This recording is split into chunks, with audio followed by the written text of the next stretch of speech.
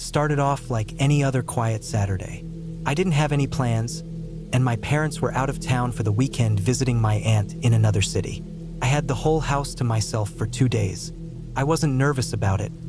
I was 21, not a kid, and I had stayed home alone before. Nothing had ever happened. We lived in a quiet neighborhood on the edge of town, the kind where everyone knew each other, and the worst thing that usually happened was someone's dog getting loose. I actually looked forward to weekends like this. No noise, no interruptions. Just me, the couch, and maybe some takeout. The house was a one-story place. Simple layout.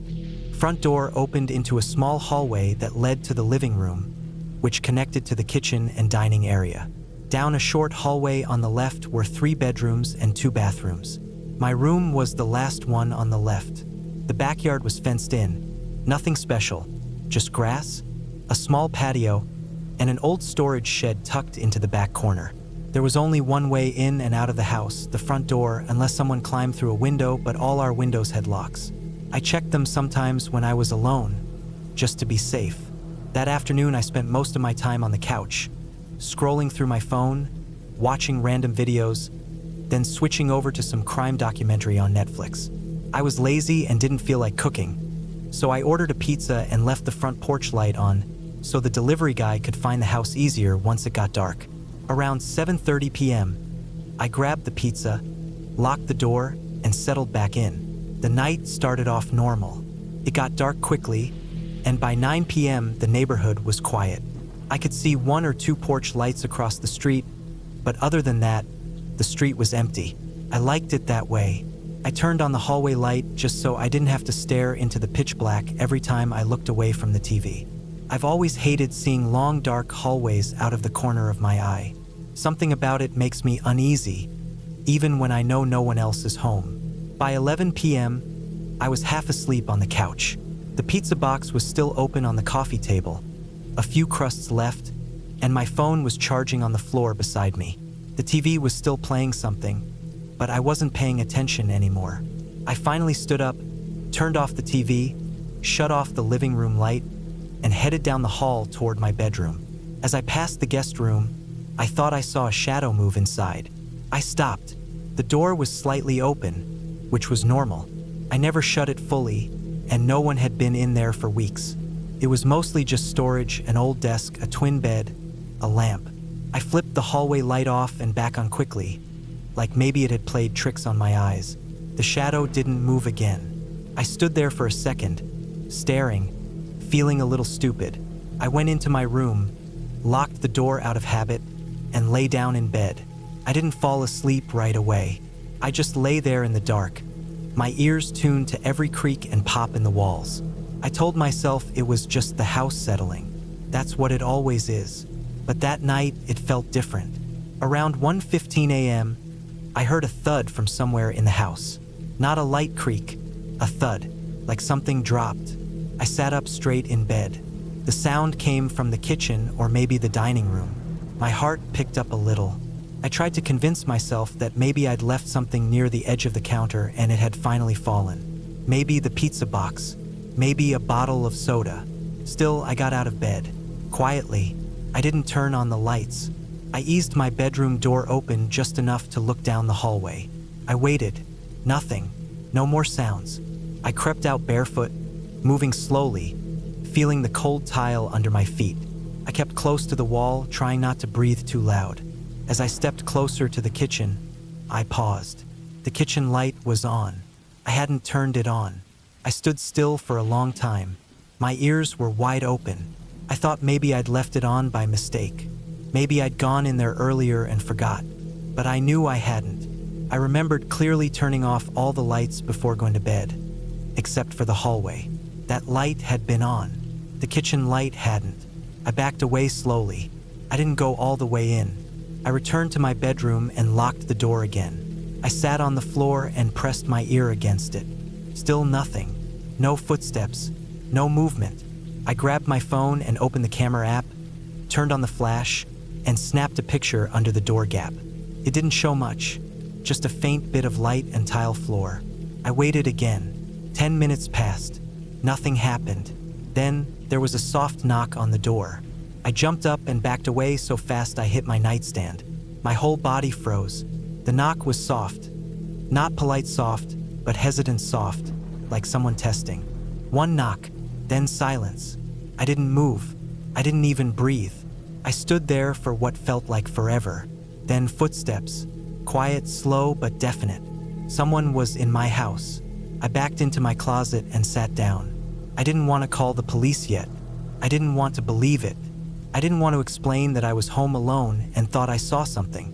I sat there for maybe half an hour, clutching my phone, not moving. Then I heard it again. Another knock, but this time on the back door. From the kitchen. They were checking the exits. I got up and crawled toward my window. My room faced the side of the house. I carefully lifted the blinds. It was dark, but I could see part of the yard. The back porch light was off, so whoever was at the back door was in the dark. I couldn't see anyone. I didn't open the window. It was locked. I triple-checked it. Then something happened that made my stomach turn. I realized the sound of the knock at the back door had been too clear, like it had come from inside, not outside. From the dining room side, not through glass. I froze. That meant one thing: the person had gotten inside the kitchen, and I had no idea how. The front door had been locked. I'd locked it myself after grabbing the pizza. Every window had been locked. I was sure of it. The only place I hadn't checked? The shed. I hadn't even thought about the shed. I suddenly remembered. Earlier that day, I had gone out there to look for an old power strip. The shed had a back window, just a small one, and I had opened it for ventilation because it was hot in there. I hadn't closed it afterward. It was high up, so I hadn't thought it was a big deal. It hit me then. What if someone had been inside the shed the whole time? What if someone saw me leave it open and waited until it got dark? What if they waited until I was distracted in front of the TV, then quietly slipped in through the back gate, climbed through that tiny window, and let themselves into the house through the garage door which connects to the kitchen? I hadn't locked that inside door. I never did. It didn't have a deadbolt, just a twist lock. I started to shake. My mouth went dry. I felt lightheaded. I finally dialed 911. I kept my voice low and gave them my address. I told them someone was inside my house and that I was locked in my room. They said officers were nearby and would be there in a few minutes. I stayed in the closet, holding my phone, listening to every sound. Then I heard footsteps again, closer this time, right outside my door. Then silence. Then the sound of someone trying the doorknob. It rattled once, twice, then stopped. Whoever it was didn't try to force it open. They just tested it, like they were checking how secure it was. Then they walked away. A few minutes later, I saw red and blue lights flashing faintly through the side window. Then loud knocking at the front door, the real front door. The police had arrived. I didn't move until I heard them clearly identify themselves. They cleared the house. I finally came out. They found signs of forced entry at the garage door. The lock was busted, twisted like someone had pried it open from the other side with a screwdriver or a flat tool. The back shed window had handprints on the inside, like someone had used it to get in. They also found dirty footprints on the kitchen tile, leading from the garage door and ending at the hallway. They never caught the guy. The theory was that he slipped out when he saw the police pull up. He probably went back out through the garage and ran off through the backyard and out the side gate, which had also been left open. I hadn't noticed that before. I never heard or saw anything more about it after that night. But I moved out 3 months later. I couldn't stay there anymore. Every sound in that house started to mess with my head. Every thump, every creak, every little knock made my skin crawl. Even when my parents got back, I couldn't sleep. I kept replaying that knock on my bedroom door. The soft, deliberate one. Not rushed, not loud, just calm. Like he wasn't in a hurry, like he had time, like he was going to wait.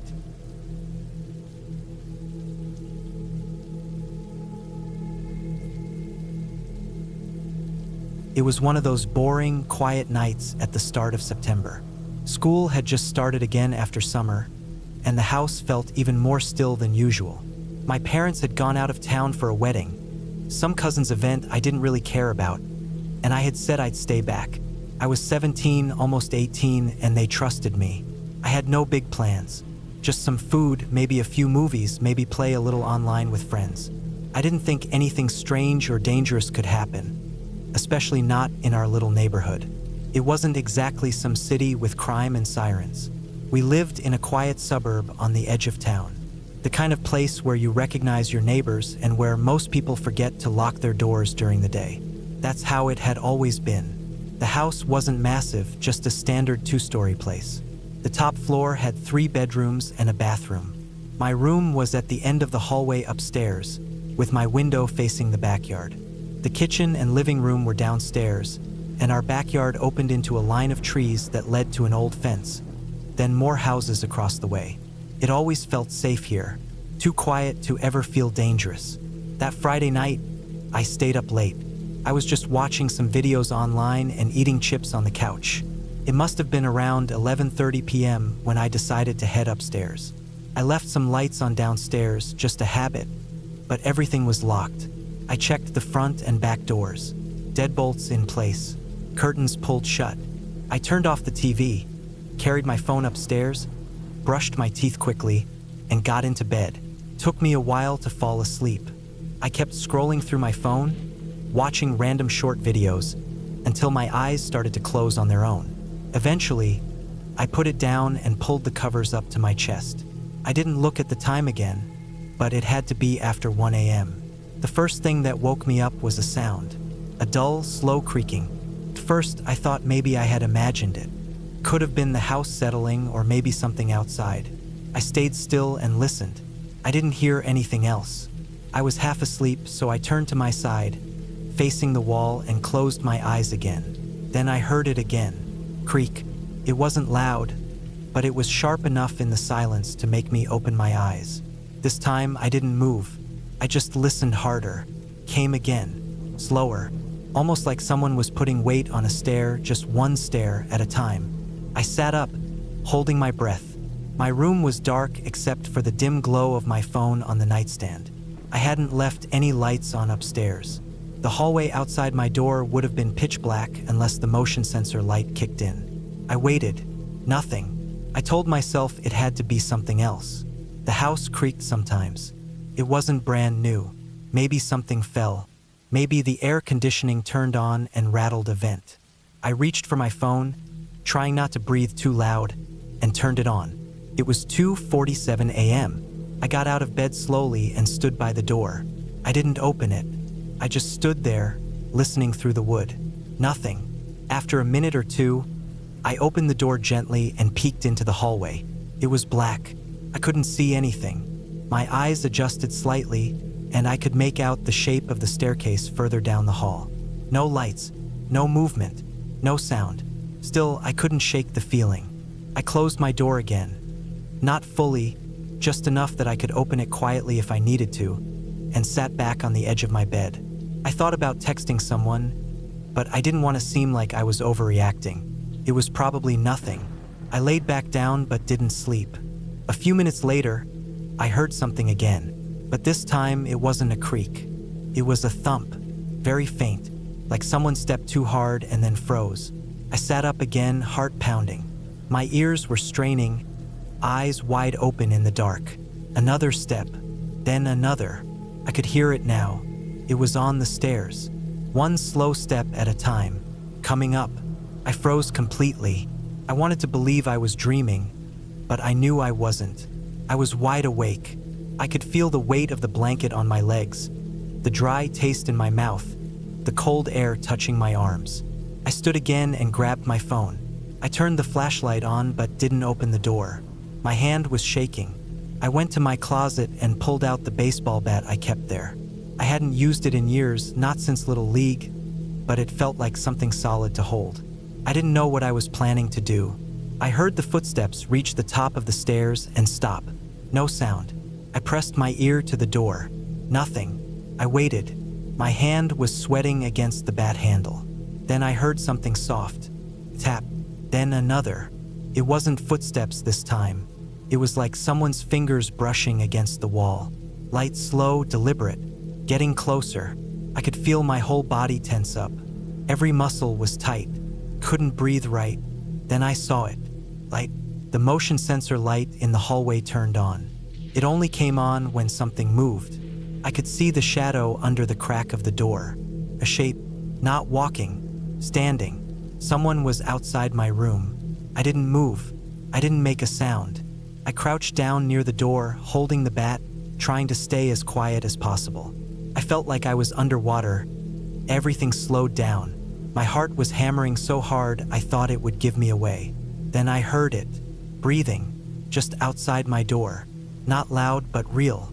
Human, not mine. The door handle moved, just a slight shake, like someone testing if it was locked. I hadn't locked it. I pushed my shoulder against the door as hard as I could without making noise. I held it in place with my body, gripping the bat tighter. The handle turned again, this time more firmly, then again, faster, like they were checking if it would give. I stayed still. I didn't speak. I didn't yell. I just pushed back with all my strength. After maybe 20 seconds, it stopped. The breathing faded. I didn't hear any footsteps, but I saw the shadow move away. I waited. 2 minutes. 5 minutes. Nothing. I didn't know if they had gone back downstairs or were still standing in the hall. I didn't want to take a chance. I opened my phone silently and dialed 911, but I didn't hit call. I hesitated. What if I was wrong? What if it was nothing? What if I called the police and there was no one here? I'd look stupid. My parents would find out and freak out. I turned the flashlight back on and pointed it at the floor. Then I saw something that made my stomach twist.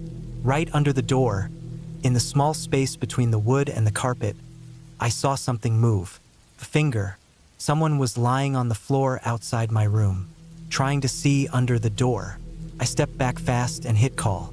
My voice was barely a whisper when I spoke to the dispatcher, but I told them someone was inside my house.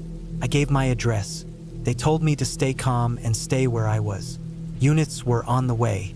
I sat with my back to the door, shaking, holding the bat and my phone. I didn't say another word. The dispatcher stayed on the line, repeating that help was coming. A few minutes passed. I didn't hear anything else. Then I heard the front door open. Not slam, just slowly creak open. The person had left. I stayed put. I didn't move an inch until I heard the police outside, yelling to come out. They searched the house. They found the back door had been forced open. The lock had been pried. There were muddy prints on the kitchen tile and up the stairs. They found nothing else. The person was gone. I stayed with a neighbor that night. When my parents got back, they were horrified. We installed a better security system, reinforced the doors, and added cameras. But here's the part that stuck with me the most. The police showed me something the next day.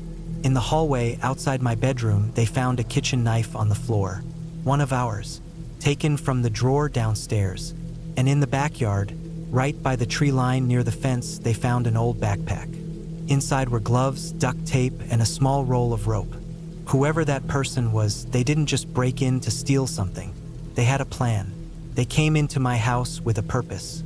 Quiet, careful, and patient.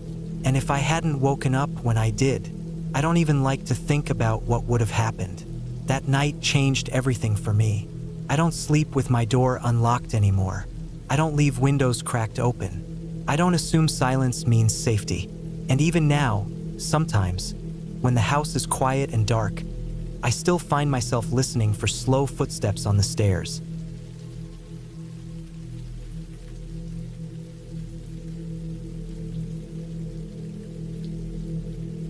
I was home alone on a Friday night.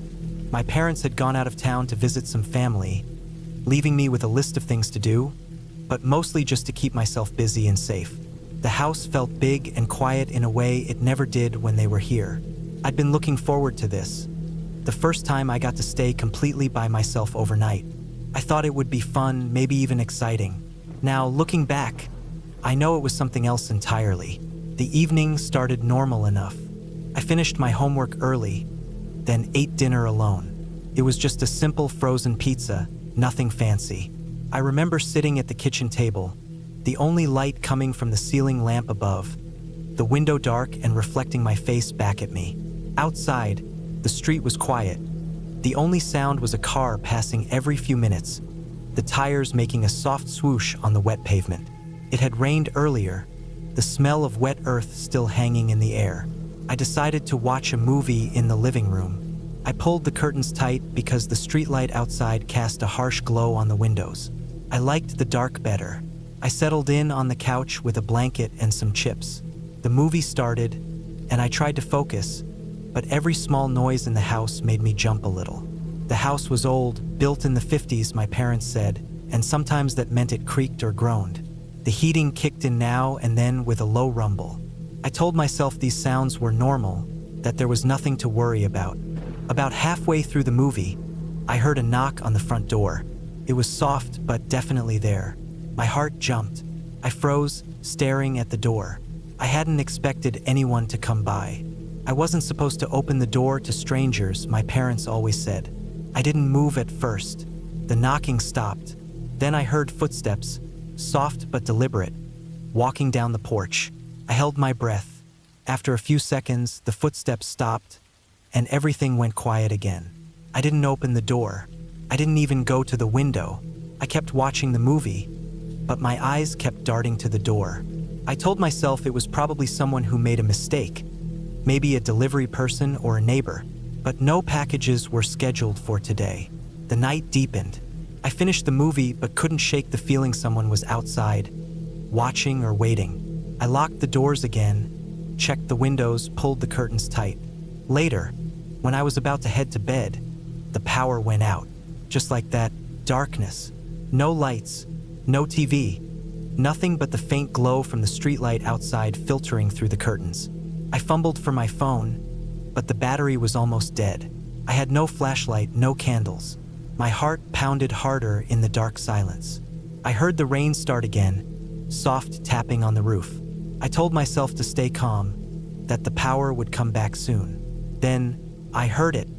The sound of something scraping against the back door. It was slow and deliberate, like nails or maybe a key dragging down the wood. I froze, barely breathing. The sound stopped. I listened carefully. No footsteps, no other noise. I thought about calling the police, but my phone was dying. I grabbed my dad's old baseball bat from the closet just in case. For the next half hour, I sat on the floor in the living room, bat in hand, eyes on the dark windows. I heard nothing else. Slowly, the power came back, and the house brightened. I turned on every light, locked every door and window again. Still, I couldn't shake the feeling that someone had been outside with bad intentions. I decided to call my neighbor, an older woman who lived next door. She answered, sounding calm. I told her I was home alone, and that I thought someone might have been outside. She told me she hadn't seen anything, but that she would keep an eye out. I thanked her, feeling a little better. I went to bed but left my bedroom door unlocked and the light on in the hallway. Around 3 a.m., I woke up to a sound. This time it wasn't outside. It was inside the house. At first, I thought it was my imagination. But then I heard it again. A soft, dragging noise coming from the basement door. The basement was under the kitchen, and my parents always kept it locked. They told me never to go down there alone. I hadn't been down there since they left. I sat up, my heart hammering. I didn't want to get up and look, but I couldn't ignore it. I grabbed my phone, even though it was nearly dead, and the bat. The basement door was at the end of the hall. The hallway light was on, so I could see it clearly. The door was slightly open. I don't remember moving towards it. It was like my body just acted on its own. I grabbed the bat tighter and slowly pushed the door the rest of the way open. The basement was dark, the stairs creaking under my feet as I went down. The air was cold and smelled like damp wood and mold. I fumbled for the light switch near the bottom. Nothing. The bulb was dead. I pulled out my phone and used the flashlight. The basement was mostly empty. Old boxes, an old fridge, some shelves with paint cans and cleaning supplies. But then I saw it. The back door to the basement, the door that led outside, was open a crack. I stepped closer and saw footprints in the dirt outside, leading away from the door. I felt sick. Someone had been inside my house. Someone had gotten in through the basement door. I ran back upstairs and locked the basement door tight. I called 911. The operator told me to stay on the line, stay calm, and wait for officers. Within minutes, the police arrived. They searched the house carefully, found no one inside, but did find signs of forced entry at the basement door. A screwdriver had been used to jimmy the lock. They told me it looked like someone was trying to get in to rob the place. I gave them a description of the footprints, and they said they'd look around the neighborhood. The officers stayed with me until my parents could come back the next morning. After they left, I sat down, shaking but relieved. I knew I was lucky. Someone had broken into the house while I was alone, but they hadn't found me. The rest of the night, I stayed awake, sitting by the front window, watching the street and gripping the bat. I never felt safe again until my parents got back. The next morning, my parents returned early, worried when the police called them. They hugged me tight when they saw me. We changed all the locks. My parents installed new security cameras and a proper alarm system. The basement door got a brand new, heavy-duty lock. I still can't sleep alone in that house. Sometimes I hear noises at night, small creaks and bangs, and my heart skips. But I know what it was. A real person, a stranger, who wanted to get inside while I was alone. That night taught me something important. Being home alone isn't always safe. You can't imagine what's really out there waiting. I never took safety for granted after that. I learned to lock every door, check every window, and to never, ever open the door without knowing who's there. Because sometimes, the scariest thing isn't a ghost or a monster. It's real people. People who want to hurt you or take what's yours. And when you're alone, you have to be stronger than you ever thought.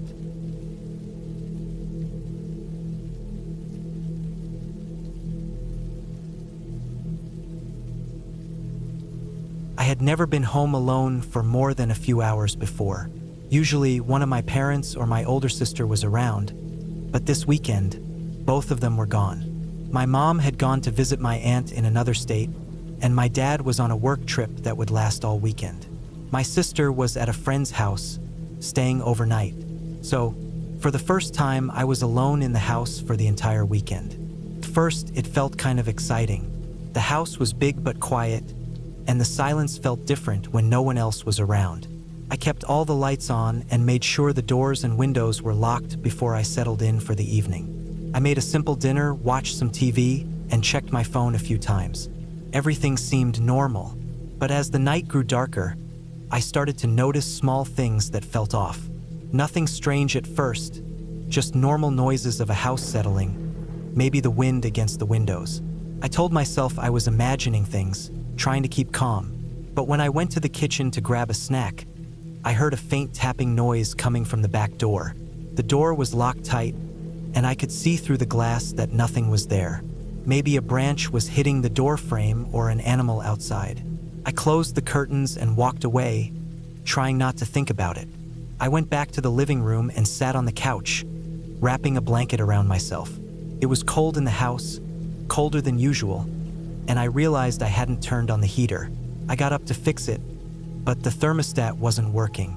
I tried changing the batteries, but nothing changed. The heater just refused to start. I felt a little worried, but thought maybe it was just broken. I decided to go to bed early and put on an extra blanket. As I got ready, I checked all the doors and windows again. Everything was locked and secure.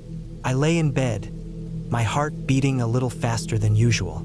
I tried to listen only to my own breathing, but then I heard a faint sound from downstairs, something scraping against the floor. My room was on the second floor, but the sound was clear. I froze, holding my breath. It was too slow to be the wind or the house settling. I reached for my phone, but the screen was black, dead. I had forgotten to charge it. No flashlight, no way to call anyone. I felt completely alone, and for the first time, I was truly scared. I grabbed the baseball bat I kept under my bed and crept to the door. The scraping noise stopped. I stepped out into the hallway and looked down the stairs. The house was dark, except for the faint streetlight shining through the living room window. I called out softly, but no answer. My throat was dry and tight. I wanted to believe it was nothing, but my mind was running wild. I took a deep breath and slowly went down the stairs, gripping the bat tightly. When I reached the bottom, I saw something on the floor, a small rock, like the kind you find outside. How did it get inside? I looked around, but the door was still locked, and the windows were closed. Then I noticed the back door. The lock was scratched, and the latch was slightly loose. Someone had tried to get in. I felt a chill run down my spine. I checked the front door and windows again, and everything else was still locked. I picked up my phone, which I had left on the kitchen counter, and saw it was dead too. Panic started to rise inside me. I wanted to call the police, but without a charged phone, I was helpless. I remembered the landline in the kitchen and ran to it, but when I lifted the receiver, there was only silence. The line was dead. I was completely cut off. I ran to the kitchen window and peered outside. The street was empty and quiet. No cars, no people. But I saw footprints in the mud leading up to the back door. Fresh footprints. I knew then someone had been outside, maybe just now. I moved away from the window and locked myself in the living room. I stacked some chairs by the door, trying to barricade it. My heart pounded in my chest. I sat on the couch, clutching the bat, and tried to think clearly. I knew the police could take a long time to arrive if I could even get through to them. I thought about neighbors, but I didn't know any of them well enough to knock on their door in the middle of the night. Suddenly, I heard footsteps on the porch. Slow, careful steps. The doorknob rattled. I held my breath and gripped the bat tighter. The door shook slightly. Whoever it was, they were trying to get in. Then the footsteps moved away. The rattling stopped. I waited for what felt like hours, every muscle tense, eyes fixed on the door. After a while, I heard a car start up and drive away slowly. I was safe, at least for the moment. When dawn came, I was still shaken but relieved. I called a friend, who came over right away and stayed with me until my parents returned. Later, the police found footprints and evidence that someone had tried to break in but ran off when no one answered the door. I learned that being home alone wasn't just about having the house to yourself. It was about knowing how to stay safe and keep calm, even when things get really scary.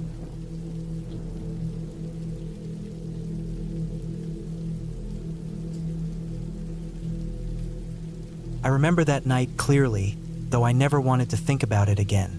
It was one of those ordinary nights, but what happened made me feel like the walls themselves were closing in. It started out like any other evening I spent home alone, but it quickly turned into one of the most frightening nights of my life. My parents had gone away for the weekend, leaving me alone in the house for the first time. I was 17 then, the oldest of my siblings, so it wasn't unusual for me to stay by myself now and then. The house felt big and quiet without them. Usually, I didn't mind. I liked the freedom, the silence, the way I could watch TV or play video games without interruptions. But that night, the silence was different, heavy, like something was waiting just out of sight. I had spent the day doing homework and cleaning my room. Around 6 in the evening, I made myself some dinner and then settled on the couch to watch a movie. The house was still bright from the setting sun shining through the windows. The air was warm, and there was the usual noise from outside, cars passing, neighbors chatting from their porches, dogs barking far away. Everything felt normal. After the movie ended, I got up and went to the kitchen to clean the dishes. That's when I first noticed the strange sound, a faint tapping coming from the front window. I stopped and listened, trying to tell if it was rain or something else. But it wasn't rain. It was definitely a slow, soft tapping, like someone was lightly knocking on the glass. I wasn't expecting anyone, and the doorbell hadn't rung. The neighborhood was quiet in the evenings, and the neighbors usually kept to themselves. I stepped closer to the window, trying to see outside. The sun had almost set, so it was starting to get dark. My heart beat a little faster, but I told myself it was probably a branch hitting the window or maybe a stray cat. Nothing to worry about. Still, I closed the curtains, locking the window behind them. I didn't want to look again. I went back to the living room and turned on some music, trying to distract myself. The house felt empty, but I tried to convince myself that I was safe. It was just me, and the house was locked up tight. About an hour later, it started getting darker. The streetlights outside flickered on, casting long shadows through the cracks in the blinds. I went to the kitchen to grab a glass of water when I heard the tapping again.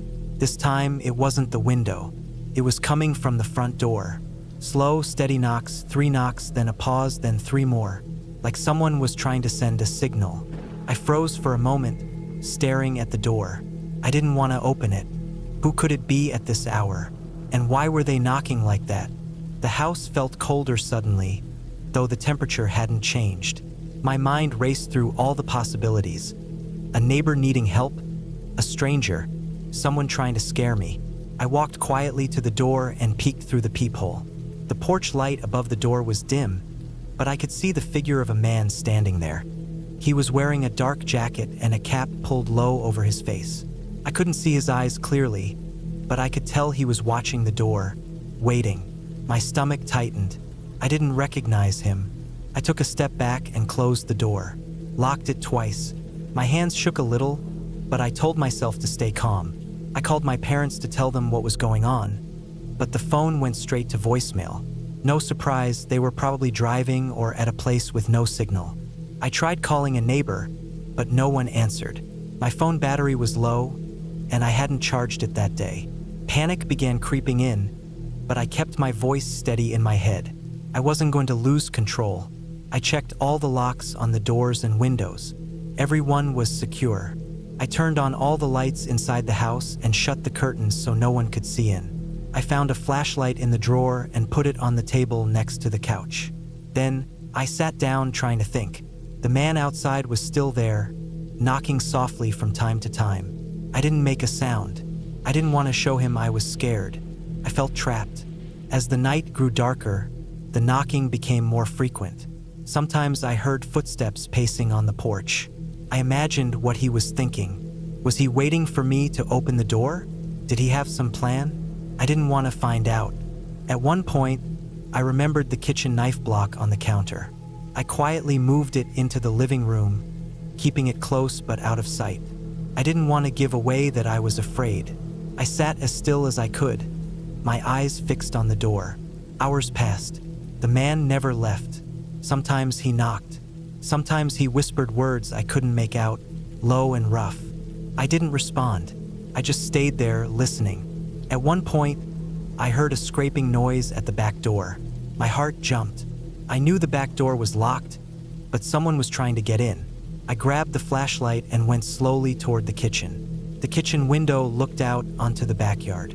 The light from the street barely reached it. I shone the flashlight through the glass. Nothing. No one. Maybe a stray animal. But then the noise came again. Heavy footsteps, moving away. I locked the back door again, checking twice. I stayed awake all night, jumping at every sound. The creak of the floor, the wind against the windows, the rustle of leaves. Every little noise seemed louder and more threatening. I kept the flashlight and knife close, ready for whatever came next. By dawn, the man was gone. The house was silent again, except for the sound of birds outside. I waited a long time before I finally opened the front door to look outside. No sign of anyone. The porch was empty, the street quiet. Later, I found marks on the porch, scratches on the wood steps, fingerprints on the door frame, signs that someone had been trying hard to get inside. My heart pounded as I realized how close I'd been to real danger. When my parents came home later that day, I told them everything. The police came to check the house and found more footprints around the back and front yard. They said it looked like someone had been watching the house for a while, waiting for the right moment. After that night, I never felt the same about being home alone. I started checking locks obsessively, keeping my phone charged, and always making sure I had a way to call for help. The house felt less like a home and more like a trap. I learned that real fear doesn't come from ghosts or stories. It comes from real people, real threats, and the feeling that you are alone with no one to help. That night taught me to trust my instincts and never ignore the small things that feel wrong. It was the longest, scariest night of my life, and I hope I never have to live through anything like it again.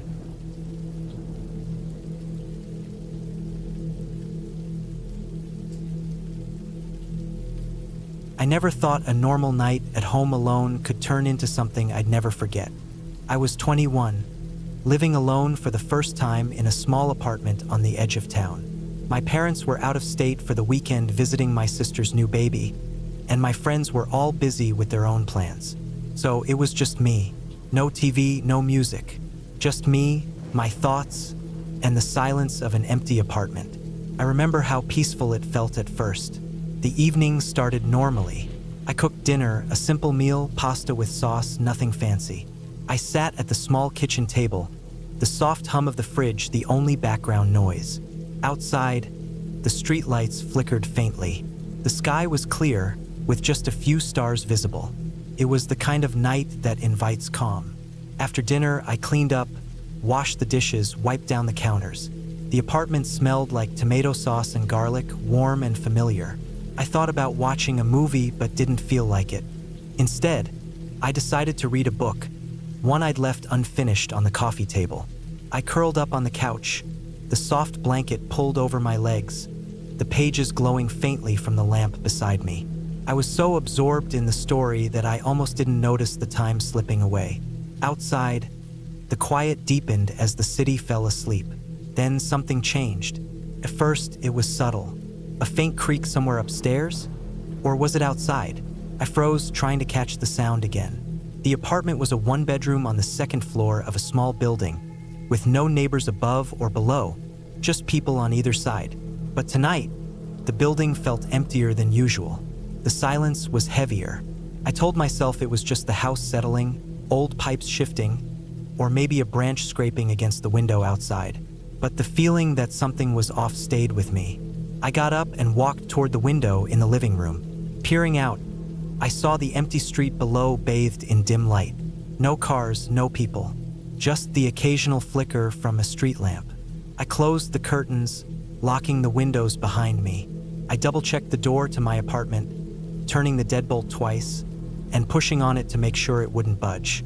Everything was secure. Still, I couldn't shake the sense that something was watching, waiting.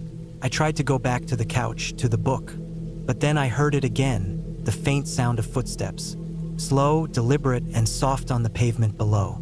I grabbed the kitchen knife from the drawer, holding it loosely in my hand. The sound was coming from outside, but close, too close. I moved to the peephole in the door. Squinting through it, I saw nothing but darkness. The street was empty, no movement. I stepped back, heart pounding. I tried to calm myself, reasoning that it could have been a stray cat or a neighbor returning late. I told myself I was just tired, but then the power flickered.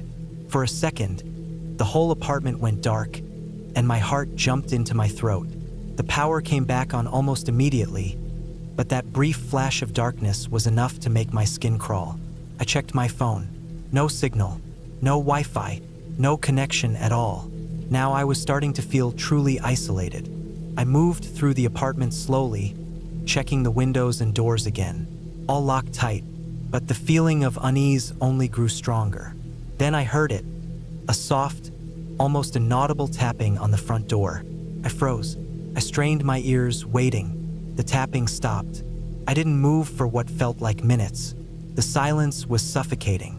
Suddenly, a loud knock, a hard, sharp bang on the door. I jumped back, clutching the knife tighter. My breath was shallow and quick. I looked through the peephole again. No one there. I checked the security camera app on my phone.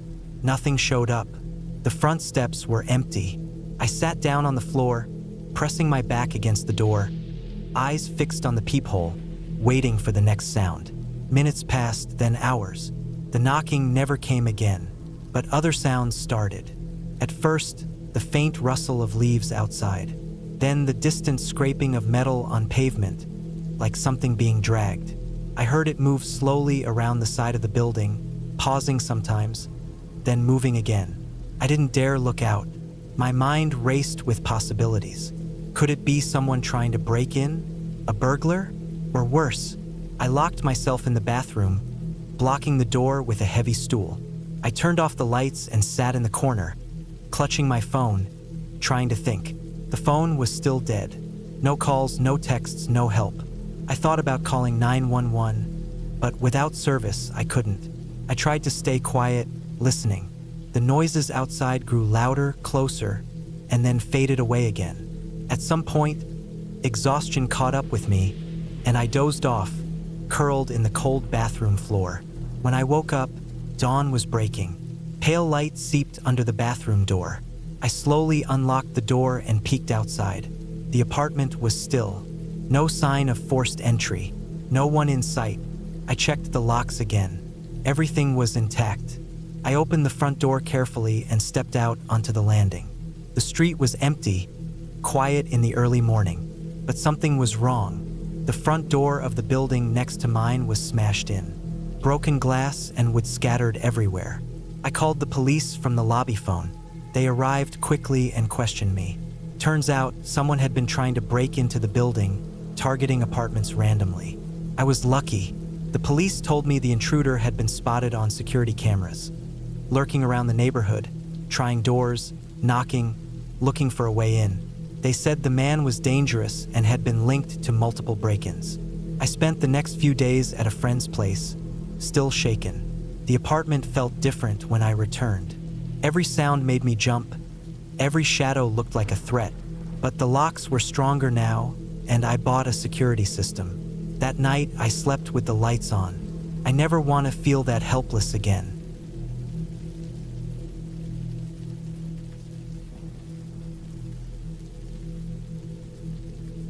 It was a Friday in mid-July, and I remember that because of how hot it was that week.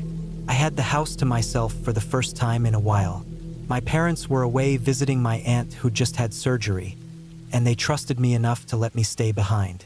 I'm not a kid, I was 21 then, old enough to be left alone, but still living at home to save money while working part-time and studying. We live in a quiet neighborhood, not the kind where bad things usually happen. Everyone kind of knows each other, even if it's just by face. Most people have lived here for years. It's a mix of older couples, families with kids, and a few people around my age. Our house is a one-story brick home with a fenced backyard and a garage on the right side. Not fancy, but nice enough. The plan was simple. My parents would leave Friday morning, be gone for the weekend, and return late Sunday. I was going to use the quiet time to relax, maybe catch up on some movies, and not have to answer to anyone. I didn't have work that weekend either, so it was perfect. I spent most of Friday just lying around. I had pizza delivered around 6 p.m., watched some shows, and played games online till around midnight. I wasn't tired yet, so I decided to stay up a little longer. Around 1 a.m., I finally shut everything down and got ready for bed. I brushed my teeth, locked the front door, and checked that the side door to the garage was locked too. Then I went around turning off lights one by one until only the lamp in my room was on.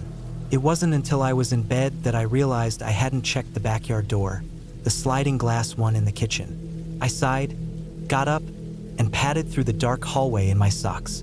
The kitchen was quiet, only a bit of moonlight slipping through the window above the sink. I flipped the switch and the light blinked on.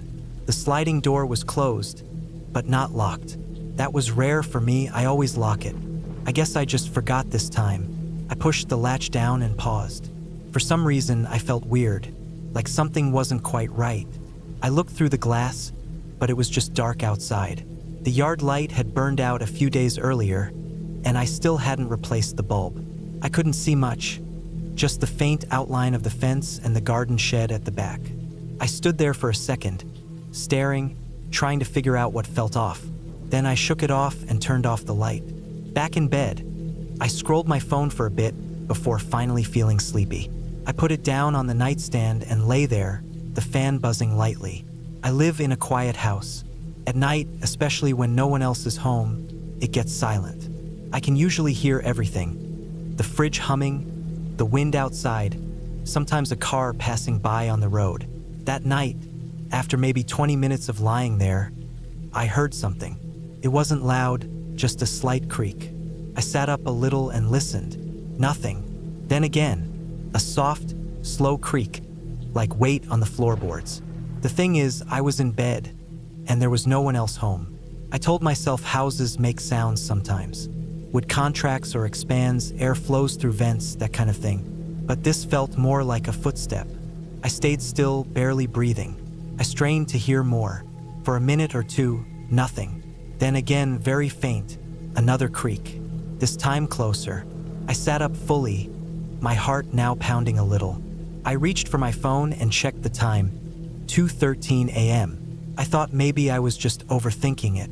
Maybe I was hearing the house settling. Still, something didn't sit right. I slowly got out of bed and tiptoed to my bedroom door. I cracked it open and looked down the hallway. It was pitch dark. I waited. Silence. I moved carefully into the hall and stood there, trying to hear something. Anything. Then I saw it. Just a faint shift of shadow near the kitchen. It was small, just a flicker. I froze, heart racing now. I thought maybe I was seeing things. I rubbed my eyes and looked again. Nothing. I stepped backward and returned to my room. I closed the door gently and locked it. Then I sat on the edge of the bed, trying to think clearly. My mind was running wild. Had I actually seen something? Or was it just shadow play? Was someone in the house? I grabbed the small knife I kept in my nightstand. Just a pocket knife, nothing special, but it made me feel a bit more in control. I sat there, not sure what to do. Calling the police felt extreme. I hadn't seen anyone for sure, but I couldn't ignore the feeling. Then I heard it again. This time clearer, a definite step, soft but real, on the hallway floor. Then another. Slow, deliberate, getting closer. I stood, backing toward the corner of my room. My hands were shaking. I was about to dial 911 when the footsteps stopped, just outside my door. I held my breath. Seconds passed. Nothing. Then the doorknob turned. Just a little. A slow, soft jiggle. Then it stopped. I waited, my hand gripping the knife so tightly it hurt.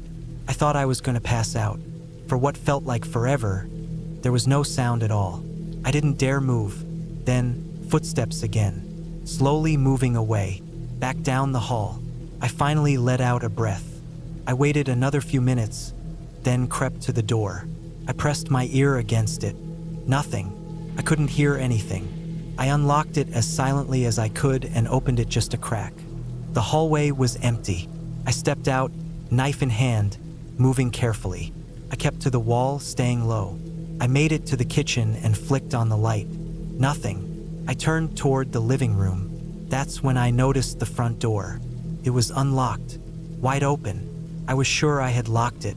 I stood there, staring.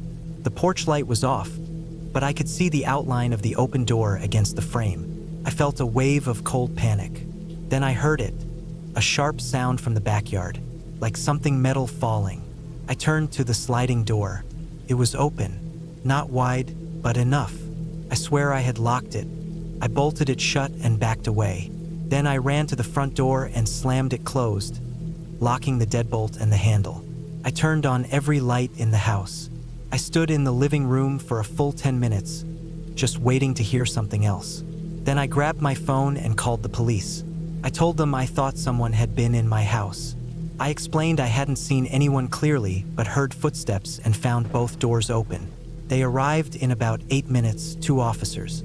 They checked the entire house and yard. They didn't find anyone. No signs of forced entry, no footprints, nothing missing. One of the officers asked if I was sure I hadn't left the doors open. I told him I was almost certain I hadn't. They stayed for about 20 minutes, took my statement, then told me to call again if anything else happened. They left and I was alone again. I didn't sleep the rest of that night. I sat in the living room with every light on, knife in one hand, phone in the other. I kept thinking about the doorknob turning. That wasn't in my head. The next day, I went around the house again, checking everything. That's when I noticed something I'd missed the night before. In the backyard, near the side of the house, I found one of the small garden stools overturned. Behind it, in the dirt, were faint footprints. Not mine, too big, and I hadn't been out there in days. They led to the back fence. Our fence isn't very tall, just a standard wooden one. I walked over to it and saw that one of the panels was slightly loose. Not broken, but not fully attached either. Someone could have squeezed through. I called the police again. They sent someone to check it out. They took a look at the footprints and said they'd make a report, but without more evidence, there wasn't much they could do. I was shaken. The idea that someone had been in my house while I was inside, moving around, watching, it messed with me. For the rest of the weekend, I didn't sleep much. I stayed mostly in the living room with the lights on, barely even blinking. When my parents came back Sunday night, I told them everything. My dad replaced the backyard light the next morning and reinforced the fence. We also got a new camera system installed, one for the front, one for the back, and one inside. Weeks passed. Life slowly went back to normal. I tried not to think about it too much, but sometimes at night, if I heard a creak or saw a shadow move, I would get that tight feeling in my chest again. A month later, we got an alert from the backyard camera. It was just after 3 a.m. I was awake, scrolling my phone when the notification popped up. I opened it and the footage showed a figure, tall, slim, standing near the shed. He didn't try to break in. He just stood there for about 30 seconds, then walked to the fence and slipped through that same loose panel. We called the police again. This time, they took it more seriously. They checked the footage and opened a file for attempted burglary. We gave them a copy of the video. They also assigned a patrol to pass by the neighborhood more frequently at night. We haven't seen him since. My dad replaced the entire back fence with a taller one and added motion detection lights.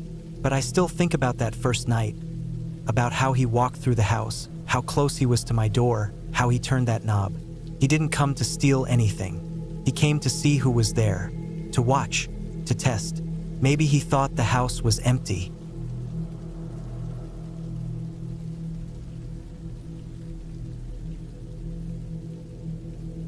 Started off like any normal weekend. My parents had planned a 2-night trip out of town to visit my aunt who lived about 5 hours away.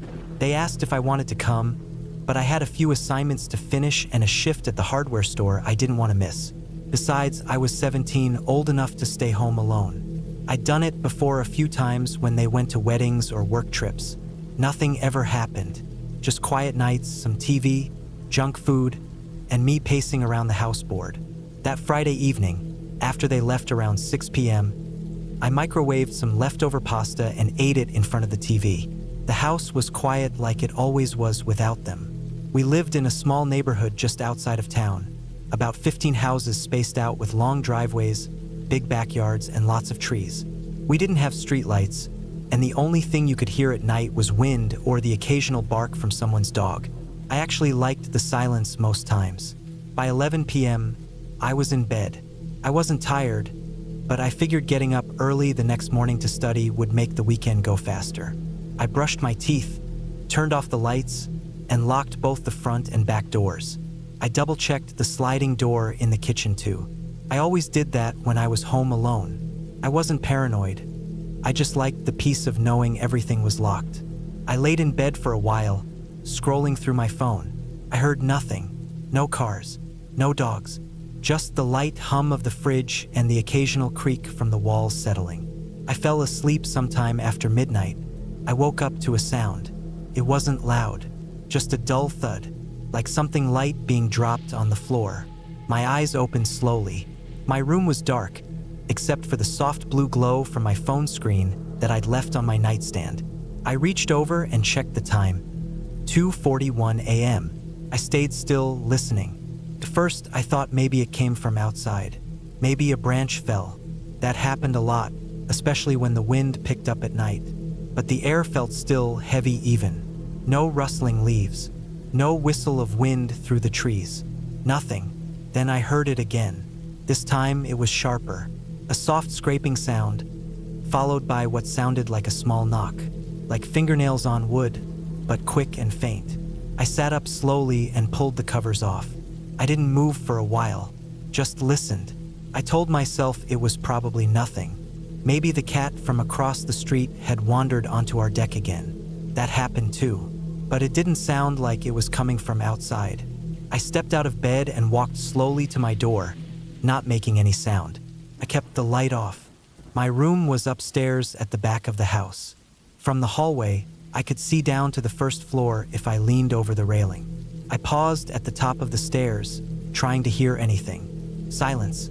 I stood there for almost a full minute, my hand resting on the wooden banister, heart beating faster than I liked. I didn't like how quiet it was. Normally that would feel safe, but not when you just heard something you can't explain.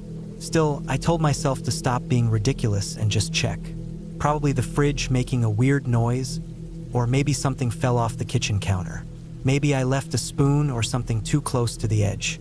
I'd dropped things like that before and forgotten. I stepped down the stairs one at a time, making almost no noise. When I got to the bottom, I stopped again. The living room was dark, but nothing looked out of place. The couch, the coffee table, the TV, all still. The front door was closed. I turned toward the kitchen. That's when I saw it. The sliding door that led to our backyard was open by about 3 inches. I froze. My chest tightened so fast it almost hurt. I stood there, staring at that gap in the door like my brain couldn't process it. I knew I'd locked it. I remembered checking it before bed. I even pulled on it twice to make sure it was shut tight. Now it was open just wide enough for someone to slip through. I didn't move for maybe 10 seconds. Then I stepped back, quietly, and reached for the drawer near the stairs where we kept a heavy flashlight and the small knife we used for opening packages.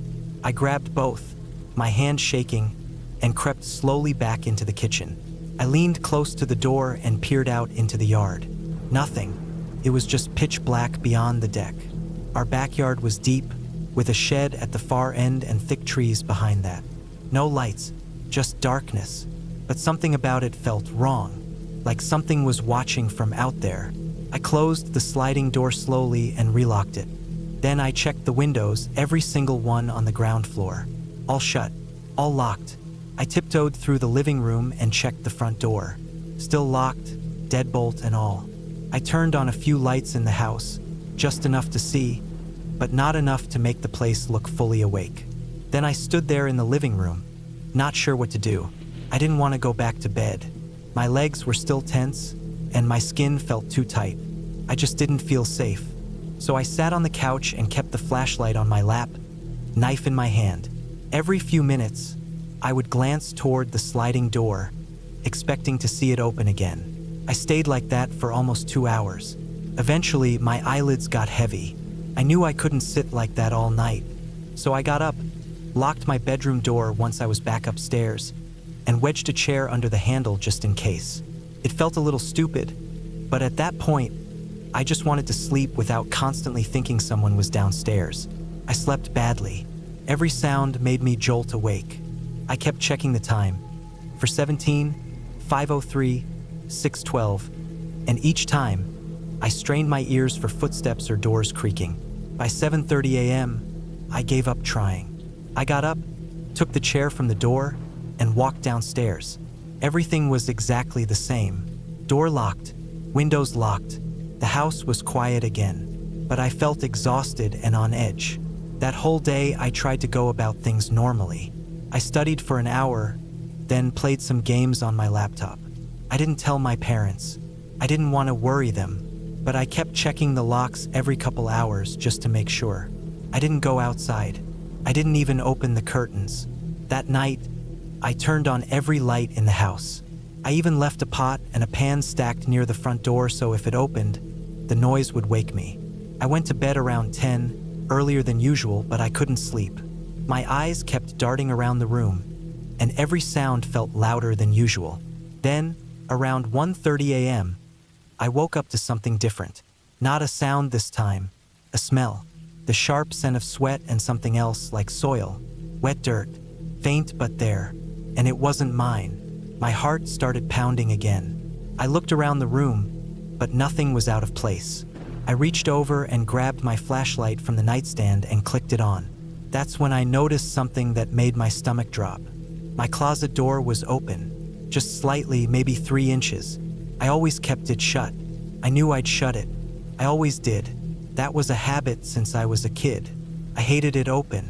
Seeing it like that now, in the flashlight beam, I felt a wave of cold sweat break across my neck and back. I stood slowly, flashlight pointed straight at the gap. I didn't want to believe someone could be inside. I didn't want to even think it, but my body was moving like it already knew. I took 2 steps forward, keeping my breathing quiet. My hand reached out and pulled the door open fast. Empty, nothing there, just clothes, shoes, my backpack. But still, that smell lingered, like something had just been there. My stomach was twisted up, and I felt lightheaded. I backed away, sat down on my bed, and tried to calm myself. Maybe I left the door open without realizing it. Maybe the smell was something from outside, blowing in through a vent.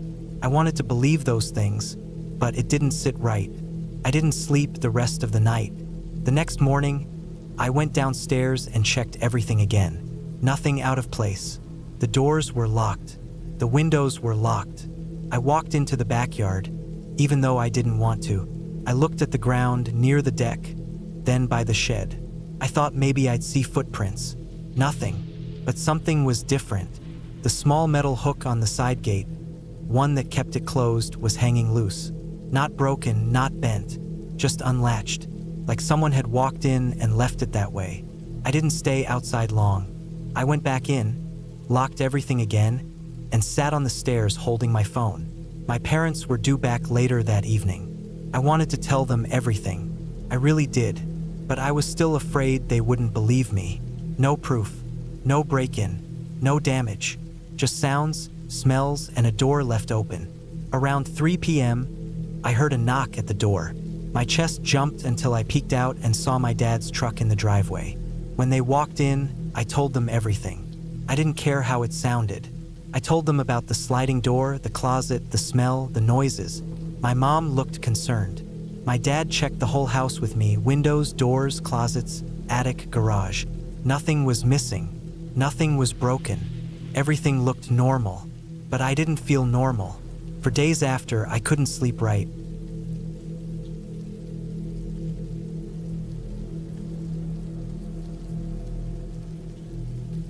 It was early December when I found myself home alone for the first time in a long while. My parents had gone out of town for a wedding, a cousin's or something, I don't remember. I didn't want to go because I had a couple of deadlines at college, and honestly, I just wasn't in the mood for fake smiles, dress shoes, and long drives. I told them I'd be fine on my own. I was 20 after all. I knew how to cook, lock the doors, and keep to myself. It didn't seem like a big deal. They left Friday morning, around 8. And I stood at the door waving them off with coffee in one hand, wearing a hoodie and pajama pants. Felt nice at first, the quiet. I had the whole house to myself, no one asking me to take the trash out or check the mail. I spent most of the day cleaning up my room, organizing some of my old clothes into bags for donation, and doing some laundry. By evening, I had everything done, and I was ready to relax. I made pasta, watched some shows, and went to bed late. The first night was fine. I stayed up till 2 or 3 in the morning, just watching YouTube videos on my phone under the blanket like I used to in high school. I wasn't scared or anything. Our neighborhood was quiet. It always had been. The kind of place where people wave to each other when they're mowing the lawn. We didn't even lock the gate most days. My parents did tell me to lock all the doors while they were gone, though, so I did. Front door, back door, garage, everything. I even made sure the small windows in the basement were shut tight. Saturday morning, I woke up late. Sunlight was already leaking through the blinds when I rolled out of bed. It was around 11 a.m. I made eggs and toast, ate while scrolling through my phone, and spent most of the day just being lazy. Around 6 p.m., I made some frozen pizza, then turned on a movie, some crime documentary on Netflix. I wasn't really paying attention to it, just letting it play in the background while I played a game on my laptop. Around 9:30 p.m., I heard a knock at the door. It wasn't loud, just 2 soft taps, like someone who didn't want to bother anyone too much. I paused the movie and sat still for a second. I wasn't expecting anyone. I wasn't talking to anyone who would have come over, and I knew my parents wouldn't be back until Monday. I muted the TV and listened again. Nothing. I waited another minute before slowly walking over to the door. I looked through the peephole. No one. I figured maybe it was just a neighbor or someone dropping off flyers. I checked the porch light, it was on. I opened the door carefully and looked around. The porch was empty. No flyers, no packages. The street looked normal. One of the neighbors across the road still had their Christmas lights on, blinking red and green. I looked to the left and right. No one. I went back inside and locked the door again. That's when I noticed something. The side gate was open. It led to our backyard and was usually kept shut with a simple metal latch. I remembered closing it earlier in the day when I took out the trash, but now it was wide open. I stepped back inside quickly and locked the door. I stared at the side gate through the little window by the door for a long time, just trying to think if maybe I forgot to latch it. Maybe it got blown open by the wind, but there hadn't been any wind all day. I kept watching it. Nothing moved. After about 10 minutes, I calmed down and told myself not to overthink it. I locked the side door that led to the backyard, double-checked the windows downstairs, and made sure all the lights outside were on. I even grabbed the wooden bat from the closet and put it by the couch. Not because I was scared, just in case. I stayed up a little later that night, watching more stuff, and eventually went to bed. The sound of the heater kicking on helped drown out the weirdness. I fell asleep sometime past 2 a.m. Sunday morning, I woke up feeling a bit off. I couldn't tell why at first. The sun was out again. Everything looked normal, but something felt different. I went downstairs to make coffee and noticed the back door blinds had been messed with. Not torn or broken, just twisted in a way I knew I hadn't left them. Some of the slats were bent slightly, like someone had pulled them apart to peek inside. I froze. I stood there in the kitchen staring at those blinds for what felt like 10 full minutes. My stomach was turning slowly. I hadn't touched those blinds in days. No one else was here. I walked to the back door and checked the lock. It was still locked. I looked outside into the yard. Everything seemed the same. I walked around the house slowly, checking each window, each door, the garage. Nothing seemed broken or forced open. But those blinds, I couldn't explain that. I didn't have any cameras outside. My parents had been meaning to install some but never got around to it. And I wasn't about to call them and make a big deal out of it just yet. I didn't want to sound paranoid. I decided to stay downstairs most of the day, just to keep an eye on things. I kept the TV on low and sat near the front window with the curtain slightly pulled aside. I felt like some old guy spying on the street. Hours went by. Nothing weird happened. A couple people walked their dogs. The mailman came and went. I watched a kid ride his bike up and down the sidewalk. Then, around 4 p.m., I saw someone. They were across the street, standing near the big oak tree in the neighbor's front yard. Hoodie, jeans, hands in their pockets. I couldn't see their face. They weren't doing anything, just standing there, still as a rock. At first I thought maybe they were just on their phone or waiting for someone, but they didn't move. Not for 5 minutes, not for 10. I stopped pretending to watch TV and kept my eyes on them. I ducked down slightly so they wouldn't see me through the window. Eventually, they turned slowly and walked down the street. They didn't look at any of the houses. They didn't glance around, just walked away with their heads slightly tilted down. I don't know why it unsettled me so much, but it did. That night, I checked every door, every window 3 times. I turned on all the outside lights, even the small one above the garage that flickered sometimes. I brought the wooden bat upstairs with me and kept it next to my bed. I barely slept. Every sound made me sit up. Every creak of the house settling felt louder than it should have been. At one point, I thought I heard a door handle rattle downstairs, but when I tiptoed down with the bat in hand, everything was the same. I made it through the night and waited for the sun. Monday morning, I was supposed to go to class, but I didn't. I emailed my professor and said I wasn't feeling well. I sat near the window most of the day again, switching between watching the street and refreshing my phone, waiting for my parents to say they were on their way home. Around noon, I heard something out back. Not loud, just a short scraping sound. I went to the kitchen and peeked through the back window. Nothing. Then I noticed one of the trash bins had been moved. It used to be flush against the side of the house. Now it was turned at an angle. I opened the back door just a crack and looked out. Something caught my eye on the ground. Footprints. In the dirt, near the base of the fence. Not shoe prints, just marks. The kind you'd make if you stepped in soft soil and then turned slightly. They looked fresh. I shut the door and locked it again. I was done pretending this was nothing. I called my parents and told them everything. Every small thing. The knock, the blinds, the open gate, the guy across the street. I could hear my mom telling my dad in the background that they were leaving early. They said they'd be home by nightfall. I decided to wait it out upstairs. I closed all the blinds, locked myself in my room, brought the bat, a knife from the kitchen, and my phone charger. I kept the lights off and sat on my bed, staring at the hallway outside my door through the crack. Every sound made me freeze. Every thump from the heater, every car outside, every bird tapping on the gutter. Then, around 5:45 p.m., I heard the door to the garage creak. It was soft, but I knew that sound. It had a kind of metal hinge noise that always groaned a little when it opened or shut. I hadn't gone into the garage. I hadn't opened that door since my parents left. I sat frozen in place, every hair on my body standing up. I grabbed my phone and called 911 with shaking hands. I whispered that I thought someone might be in the house, that I was upstairs, alone, and the garage door had just opened. The operator told me to stay calm, to stay on the line, and to stay where I was. She asked if I had a way to protect myself. I said yes. She asked if I could lock my room door. I said no, it didn't have a lock. She said police were on the way. I sat there listening. For a long time, I didn't hear anything else. Then, footsteps.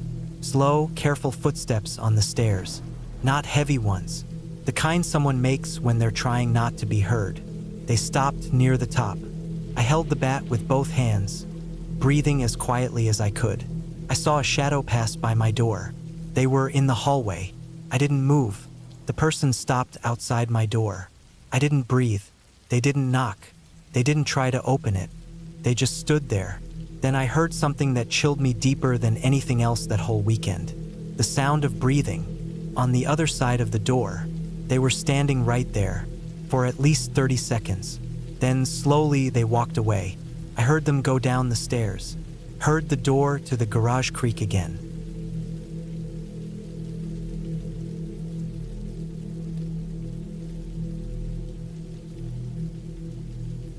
I had never liked staying home alone. I didn't grow up scared of the dark or afraid of monsters hiding under the bed. It was just the quietness of the house, the creaks in the walls, the way time slowed down when no one else was around. I always felt like something could go wrong, even if it never had. But when I got older, I started getting left alone more often, especially once I turned 18. My parents had this weekend planned for a while, a short road trip to visit my uncle up north. I didn't want to go. It was cold out there, and honestly, I just wanted to relax at home after a long school week. They trusted me. I had no reason to give them any doubt. So they left Friday evening and said they'd be back Sunday night. Before they left, my dad double-checked the back door and made sure I had all the keys. He even told me where the old baseball bat was in case. I felt nervous, but I just laughed it off. Still, I remembered exactly where he put it. Right behind the living room door, leaning between the wall and the curtain. The first night was easy. I ordered food, played games, scrolled through my phone for hours. I stayed up late, maybe 2 a.m., and nothing weird happened. I fell asleep on the couch with the TV still on. Saturday morning, I woke up stiff and a little cold. I made breakfast, took a long shower, and didn't even bother changing out of my pajamas. The day dragged on like most quiet days do. By the time evening rolled around, I was bored out of my mind, so I decided to go out back and sit in the yard for a bit. Our yard wasn't huge, but it had a nice old wooden fence around it and a couple of chairs under the small covered patio. I took a blanket, my phone, and a soda outside. It was a little chilly, but peaceful. The neighbors were quiet. Their cars were parked, lights mostly off. Just an average Saturday night. After maybe 15 minutes, I noticed a movement behind the fence. The kind of subtle motion you don't notice unless you're looking directly at it. I turned my head and stared at the corner where our fence met the neighbors. There was a tiny gap in the wooden boards near the bottom. For a second, I thought it might have been a cat or a rabbit. I kept watching. Nothing else moved. I told myself not to be stupid. Animals pass through all the time, and the fence wasn't sealed shut at the base. Still, I didn't stay out much longer after that. I grabbed my blanket and went back inside. I locked the back door like always and went upstairs to play music and lie on my bed. I must have dozed off because when I opened my eyes again, it was dark out. My phone said it was 9:27 p.m. I got up, went downstairs, and flipped on the kitchen lights. That's when I noticed something off. The curtain by the sliding glass door was open wider than I remembered. I was pretty sure I had only pulled it aside slightly when I went outside earlier. Now, the gap was wider, like someone had pulled it open and left it. Maybe I did it without realizing. Maybe I brushed it open when I came back in. But the thought made my chest feel tight. I checked the sliding door. It was still locked. I walked through the rest of the downstairs area. Everything looked normal. Front door locked, windows closed, no lights on outside. I told myself I was overthinking and made a sandwich. I sat back down on the couch, turned the TV back on, and tried to ignore the feeling. Around 11:30 p.m., I was in the kitchen again, washing my plate. That's when I saw it.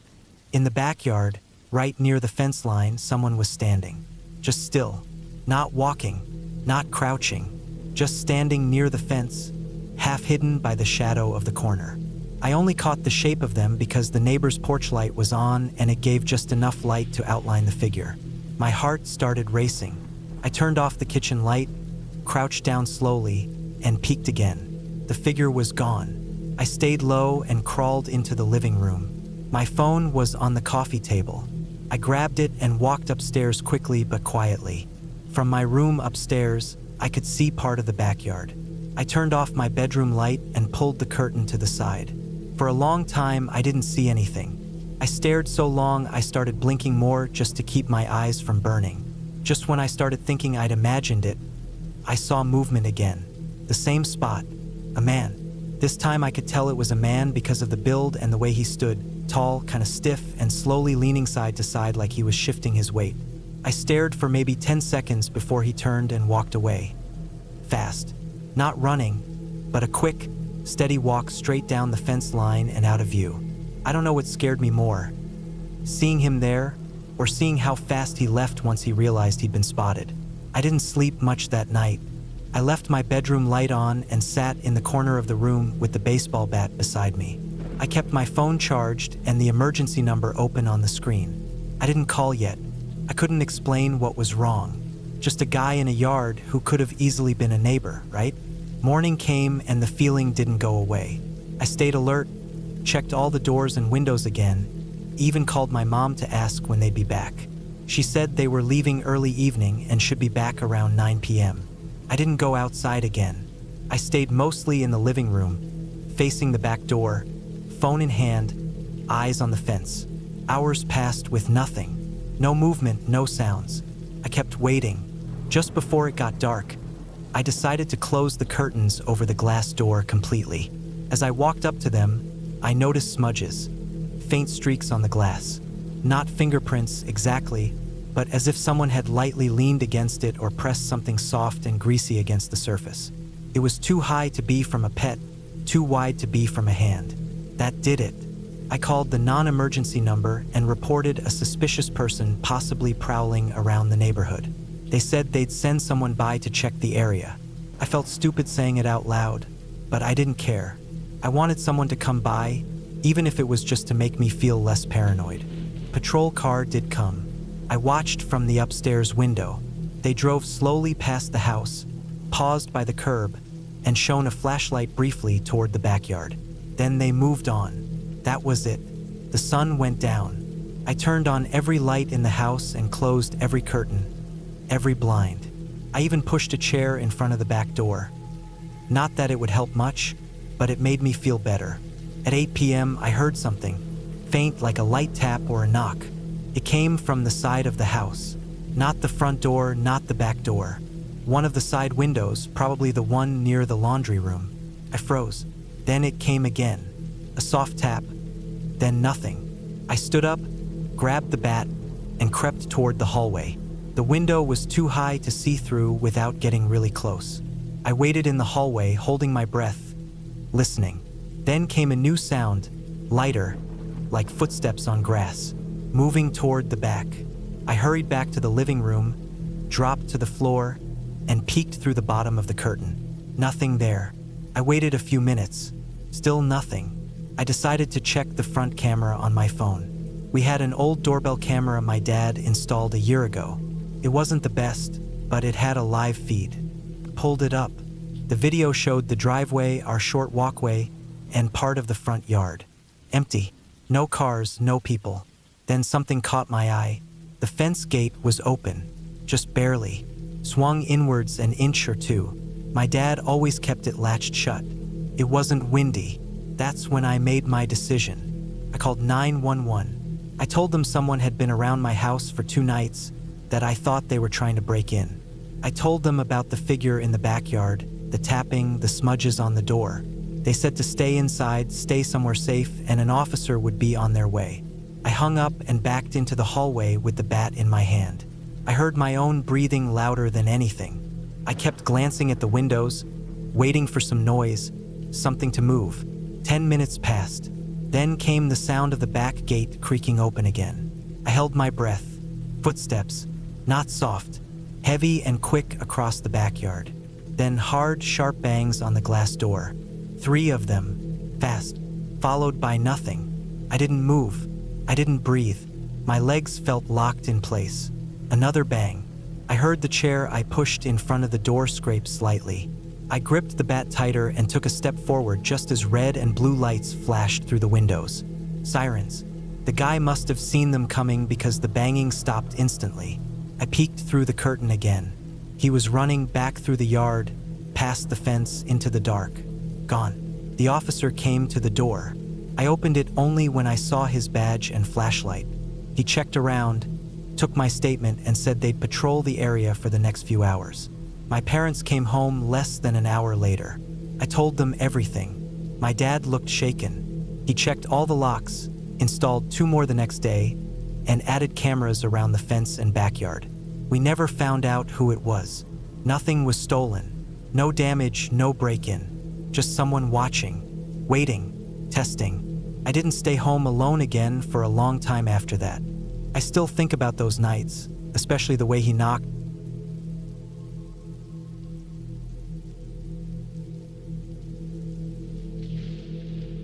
It was a Friday afternoon when my parents told me they'd be heading out of town for the weekend. They were going to attend some relative's wedding that I honestly didn't even remember. I had work that Saturday and didn't feel like wasting a whole day standing in a rented banquet hall pretending to be happy for someone I barely knew. So I told them I'd stay behind. I was 22, lived with my parents to save on rent, and worked part-time while finishing school. Staying home alone wasn't a big deal. In fact, I looked forward to it. The plan was simple. They'd leave Friday night and return Sunday evening. I'd work my Saturday shift at the hardware store, come home, eat, and finally enjoy some quiet. No one nagging me to do dishes, no loud phone calls, no TV playing in the background. I didn't think twice about it. Felt like a good break. They left around 8 p.m. I stood at the door, watching the taillights of their car disappear down the road. The sky was dark already, and the neighborhood felt quiet. Too quiet, maybe, but I brushed that off. I locked the front door, double-checked the back door, and walked around the house to make sure all the windows were shut. That was just a habit of mine whenever I was alone. Once everything seemed secure, I microwaved some leftover lasagna, poured a soda, and sat on the couch with a blanket to start watching a show. The first couple of hours were peaceful, the kind of calm that almost makes you sleepy. The house was dark except for the TV light and the kitchen's dim bulb that I left on. Around 11:30 p.m., I shut the TV, turned off the kitchen light, and headed upstairs. I brushed my teeth, used the bathroom, and lay in bed with my phone, scrolling for a bit before deciding to sleep. I don't know what time I finally passed out, but I remember it wasn't very late, maybe around midnight. I woke up to a faint creaking sound. At first, I didn't even fully register it. I was half asleep, and my brain treated it like a part of a dream. I turned over and tried to go back to sleep, but then I heard it again. A very light, almost hesitant creak, like a floorboard under soft pressure. I opened my eyes and just stared into the dark. My bedroom was upstairs, facing the backyard. There was a hallway just outside my door, and down the hallway were my parents' room and a small guest room. The stairs leading to the first floor were to the left when you stepped out of my room. I waited, heart slowly starting to pick up speed, trying to convince myself it was just the house settling. That's what people always say, right? Old houses creak. But this wasn't random. It happened again. Slow, precise, like someone walking slowly on the wooden floor outside. I sat up, ears straining. The only sound was my own breathing. I stayed like that for maybe a full minute, not daring to move. Then I slowly reached over to my nightstand and grabbed my phone. 2:41 a.m. I clicked the screen off quickly. The sudden light felt too bright. If someone was in the house, I didn't want them to know I was awake. But then again, why would someone be in the house? I stood up slowly, walked to my door without turning the lights on, and pressed my ear against it. I didn't hear anything. Not at first. I waited, trying not to breathe too loudly. Then there it was, another soft creak, this time followed by what sounded like the tiniest brush of fabric. I couldn't explain how I knew, but it felt like someone had stopped walking and was now just standing. I backed away from the door and quickly locked it. It didn't have a deadbolt or anything, just a simple knob lock, but it felt better than nothing. I wasn't sure what to do next. Call someone? But who? The police? What would I say? That I heard a creak? That didn't seem strong enough to justify a 911 call. So I stayed in my room, phone in hand, waiting. Minutes passed. I sat on the floor beside the bed, staring at the gap under the door. I kept thinking I'd see feet standing there, but nothing happened. Eventually, I convinced myself it was probably nothing and forced myself to lie back down. I didn't sleep well, but I must have dozed off at some point because the next thing I knew, it was morning. Bright light was coming through the window, and my phone said it was almost 9. The first thing I did was open the door and step into the hallway. Everything looked normal. I checked the rooms one by one. Nothing seemed out of place. The front and back doors were locked, windows still closed. I told myself maybe I dreamed the whole thing. I went about my day, showered, ate breakfast, and headed to work. I worked from 11 a.m. to 6 p.m. The shift was uneventful, and I didn't think much about the night before. I got back home around 6:30, made some eggs and toast, and sat down to watch TV again. Felt like any other evening. That night, I went to bed a bit after midnight. I wasn't scared or anything, just tired. But I didn't sleep long. At 2:17 a.m., I woke up again. This time it wasn't a creak that woke me. It was a faint tapping sound. Tap, tap, tap. I sat up in bed. The sound came from the direction of the guest room, 2 doors down. It didn't sound like knocking, more like a light tap against wood or glass. I held my breath and listened. After a pause, it happened again. Tap, tap. I got out of bed, walked softly to the door, and pressed my ear against it again. Nothing now. Silence. I stood there for maybe 5 minutes, then slowly opened the door. The hallway was dark. I walked barefoot, taking slow steps toward the guest room. I opened the door. The window was shut. The closet was closed. Nothing on the floor. Nothing seemed wrong. Still, I couldn't shake the feeling that something wasn't right. I checked the rest of the house again. Downstairs, I looked around carefully. Everything seemed normal until I got to the sliding glass door in the kitchen. It faced the backyard and had a curtain that was half drawn. I noticed something that didn't make sense. There were smudges on the glass, faint, like someone had pressed their fingers or face against it. I bent down and looked closer. The smudges were right at head level. Not fingerprints exactly, more like grease marks from skin. I stood there for a few seconds, staring at them. I hadn't touched that door since the day before, and I was sure my parents hadn't either. I locked it again, even though it was already locked, and pulled the curtain all the way shut. I went back upstairs but didn't sleep again that night. I stayed in my room with the light on and my phone charging beside me. I didn't hear anything else, but I couldn't shake the feeling that someone had been watching the house. Morning came slowly. I waited until 8 before going downstairs again. This time, I made sure to check the back door from the outside. I walked out the front, around the side yard, and into the backyard. The grass had dew on it, and everything looked still, except for one thing. In the dirt near the back door, I saw shoe prints, faint but clear. Someone had been standing there right outside the glass. The prints led back toward the fence at the rear of our property, the one that opened to the alley. The gate wasn't locked. It swung open with a rusty creak. I stood there, looking out into the alley, and my stomach turned. Someone had definitely been back here. Someone had come close enough to press their face to the glass. I locked the gate, checked the whole backyard again, and went inside. I didn't call the police. I should have, but I didn't. I kept thinking they'd say there wasn't enough evidence or that I couldn't prove anything. The rest of Sunday was a blur. I kept checking over my shoulder, kept glancing at windows, kept walking past the glass door just to make sure no one was out there. When my parents finally came home around 7 p.m., I felt a wave of relief. I didn't tell them anything at first. It wasn't until later, when my mom asked why the curtain on the sliding door was shut, that I mentioned the smudges. She brushed it off, saying maybe I touched it without realizing. But I hadn't. That night, I slept with my door locked again. Nothing happened. The house was quiet. I thought maybe it was over. But the next week, things got worse. Started small. I'd find something moved. A kitchen chair slightly out of place.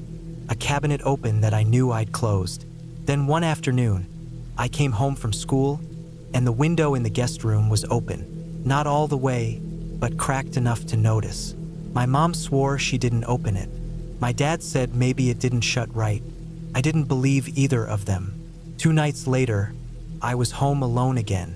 My parents were at a dinner party across town and wouldn't be back till late. Around 10:30 p.m., I went into the kitchen to get a glass of water. When I turned the corner, I froze. The sliding door curtain was drawn open about a foot. I hadn't touched it. I walked over slowly, heart thudding. I didn't want to, but I looked outside. There was nothing there, but the smudge was back. A fresh one, this time higher. I looked down and my stomach dropped. There was a shoe print on the outside ledge, like someone had stepped onto the small concrete strip right outside the door. I didn't sleep that night either. I stayed in my room with a small kitchen knife under my pillow. The next day, I bought a cheap security camera from the hardware store and set it up inside the kitchen.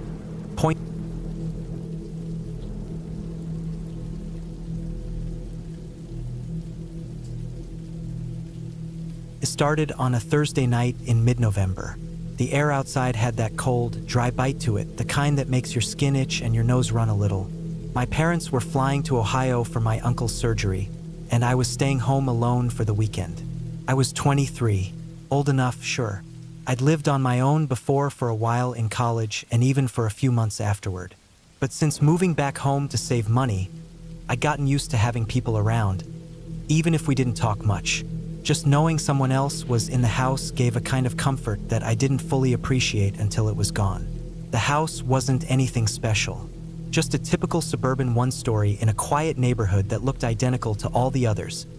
Neatly trimmed lawns, 2-car garages, the occasional dog barking from a fenced-in backyard. Ours had a small front porch with a single light and a motion sensor near the garage.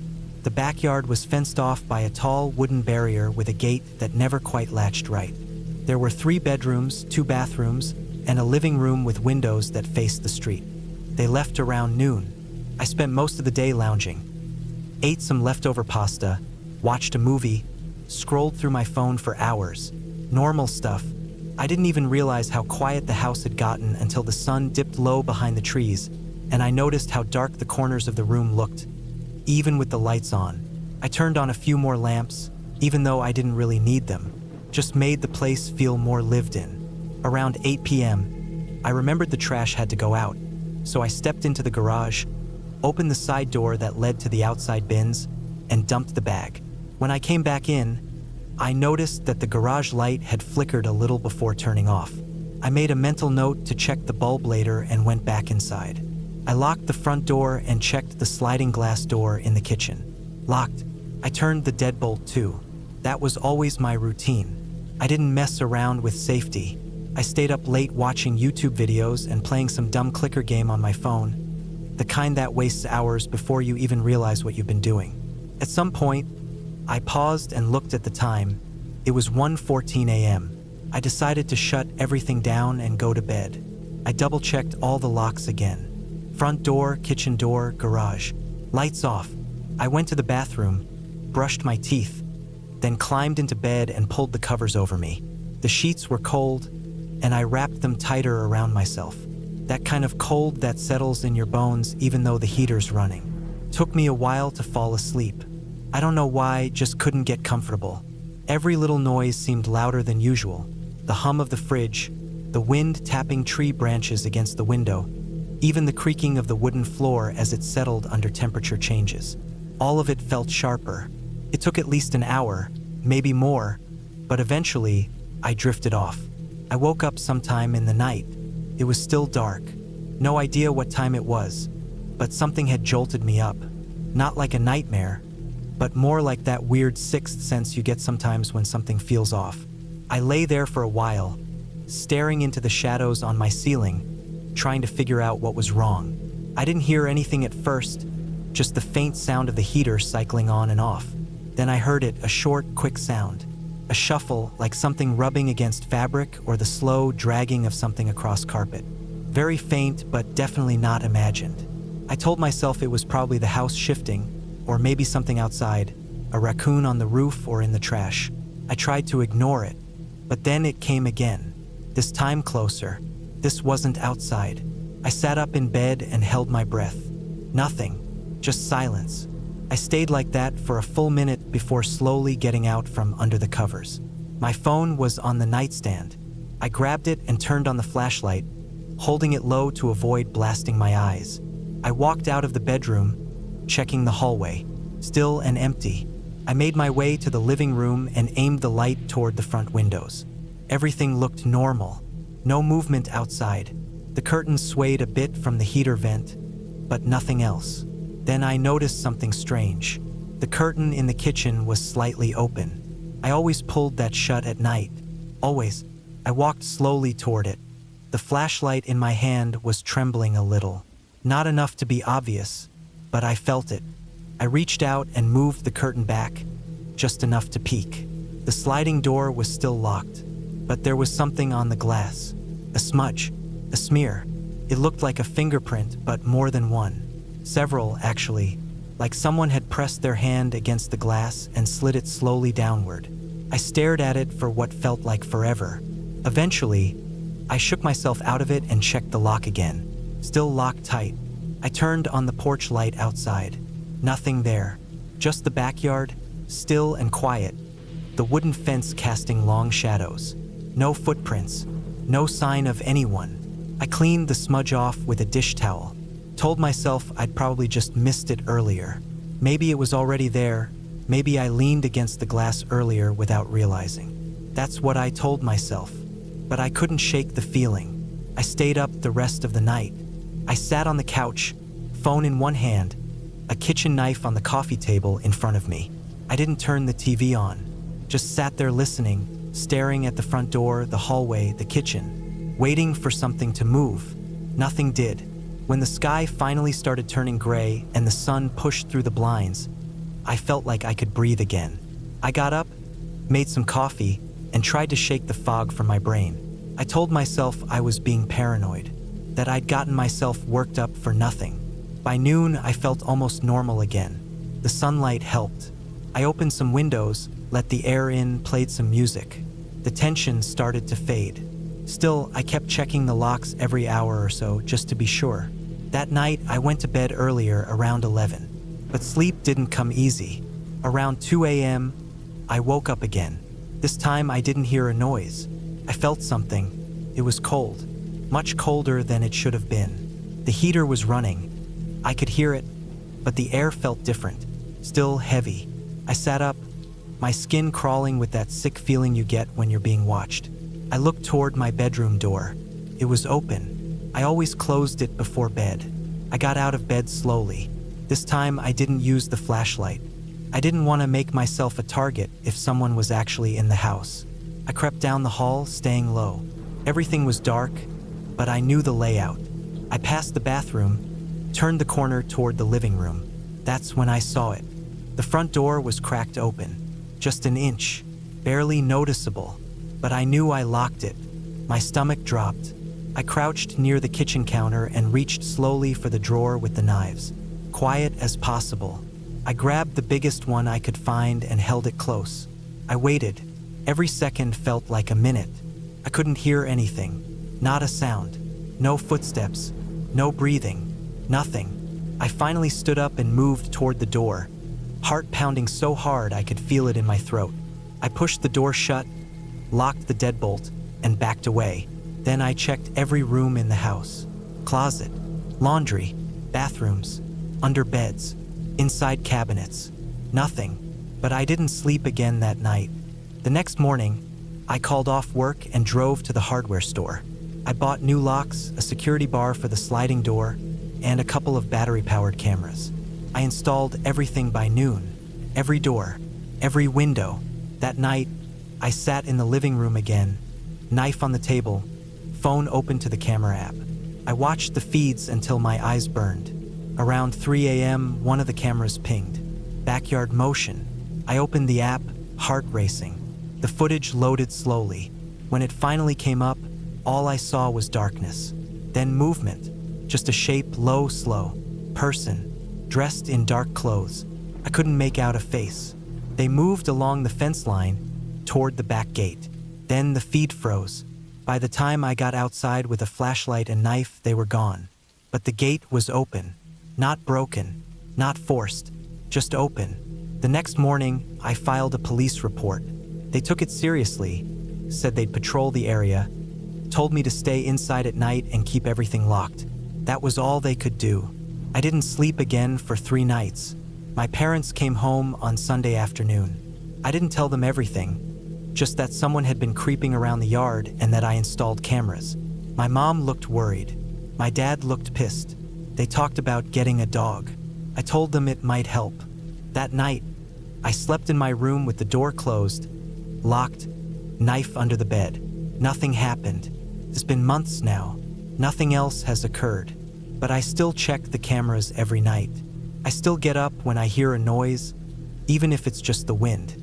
I don't sleep through the night anymore, but I never forget the feeling of that door being open. Not broken, not forced, just open, like someone had the key, or never needed one. And every now and then, when the house is quiet and the shadows get long, I can still feel it, that cold.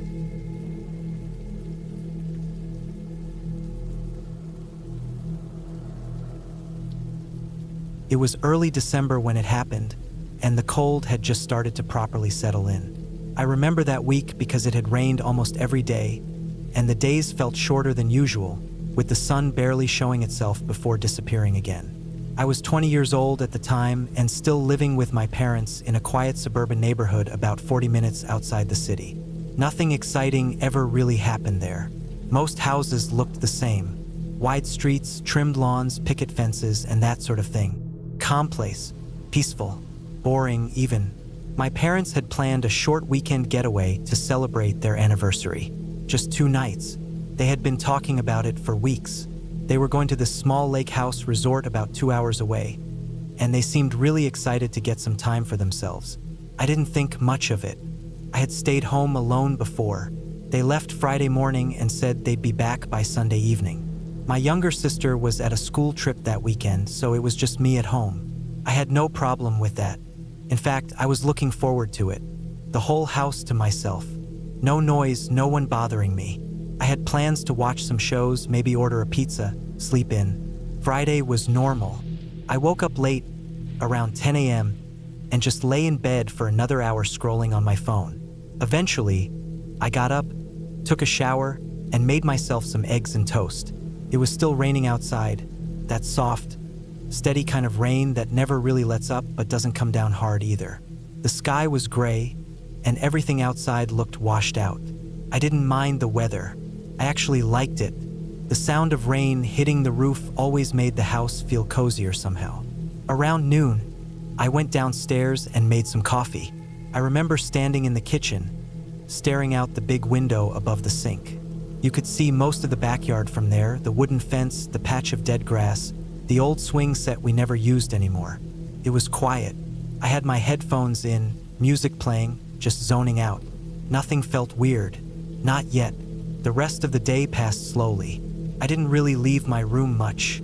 I played some games, watched random stuff online, and kept an eye on the rain. The temperature dropped more in the evening. I turned up the heater and bundled up under a blanket on the couch.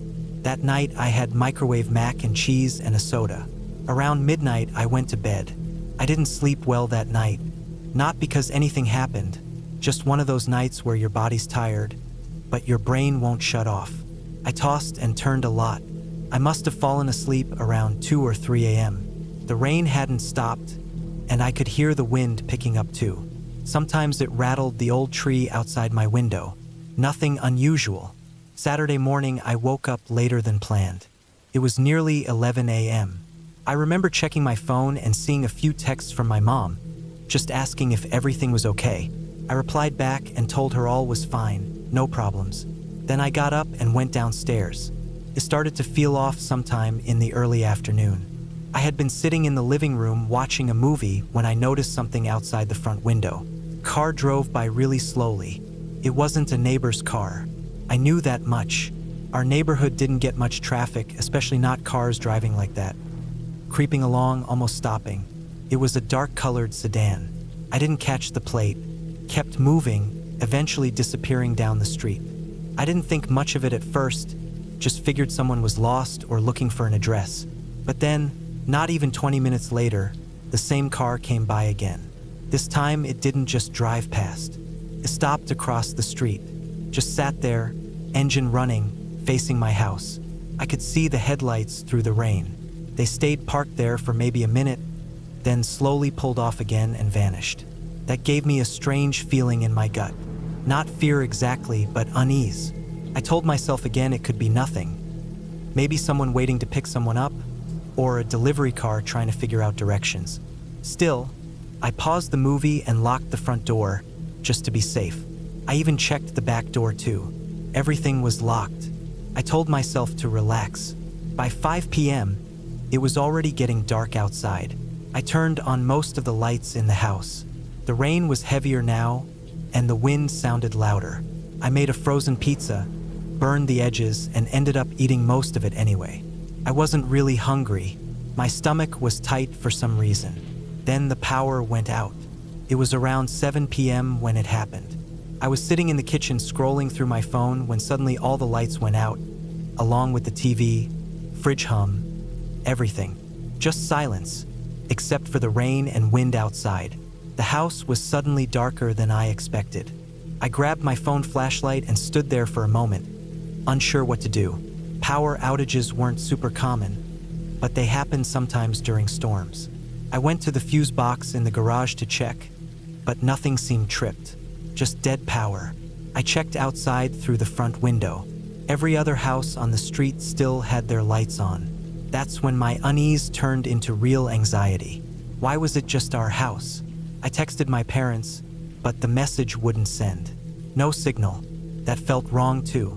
Our cell signal wasn't great during storms, but it never dropped to nothing.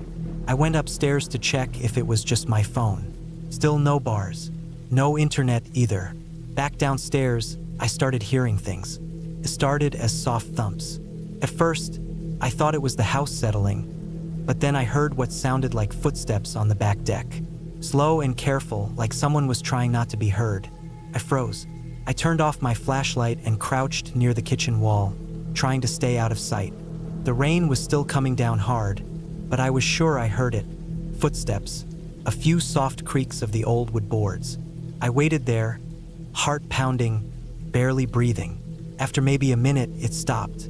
Nothing but the rain and wind again. I got up slowly and peeked out the back window, careful not to be seen. Nothing. Just wet deck boards and the yard beyond. But I knew what I heard. Then came a soft knock on the front door. 3 slow taps. Then silence. I didn't move. I just stood there, eyes wide, breath caught in my chest. No one was supposed to come over. No deliveries, no friends, nothing. I stayed behind the wall and didn't even try to check. My hands were shaking. Whoever it was didn't knock again. Just those 3 knocks. I waited there for what felt like forever, maybe 10 full minutes. Then I heard the footsteps again, but this time they were along the side of the house. I crept to the living room and peeked out the front window through the edge of the curtain. The car was back. The dark sedan. It was parked halfway down the block, facing the other way this time. The headlights were off, but I could just barely make out the shape through the rain. I thought I saw movement inside the car. Maybe 2 people. I wasn't sure. My hands were slick with sweat by then. I ran upstairs to my room, locked the door, and sat on the floor with my back against it. I kept the lights off. I didn't know what to do. I tried my phone again, still no signal. Then I heard something else. A tapping sound, very faint, coming from the small window in the bathroom next to my bedroom. Not knocking, more like the edge of something tapping the glass. Not loud, but sharp. Repeated. I wanted to throw up. I couldn't breathe properly. I didn't want to look, but I knew I had to. I crawled over and peeked carefully around the doorframe. The window was fogged up a bit, but I swear I saw the outline of a face through it. A blurry figure standing just outside the bathroom window trying to peer in. The window was on the second floor. There was no porch roof or balcony. Nothing to stand on. I backed away slowly. I didn't understand how anyone could be there. I didn't even know if what I saw was real or if my brain was just panicking. I turned off my phone flashlight and sat there in the dark, heart pounding so hard it made my ears ring. I stayed in that room for almost an hour just listening. I thought I heard more footsteps once, but they were faint. Then I heard a car door slam, followed by an engine starting. I crawled to the window and looked out again. The dark sedan was driving away. It didn't come back. Eventually, around 9:30, the power flickered and came back on. My phone signal returned too. I immediately texted my parents and called the police. When they arrived, they checked everything. There were muddy footprints on the back deck, and a small, folded knife was found near the side gate. No fingerprints, no real leads, nothing taken. Just signs that someone had definitely been on the property. The next day, my parents came home early. I didn't tell them every detail. Couldn't. I didn't sleep the next few nights. Even now, months later, I still check every window and lock before I go to bed. I keep a bat under my bed too. I never saw the car again. I never found out who it was or what they wanted. But I know I wasn't imagining it. I know they were watching me. And the thing that still keeps me up at night isn't the knocking, or the face in the window, or the power cutting out. It's knowing how quiet they were, how patient, how careful. They weren't trying to scare me. They were trying to come in.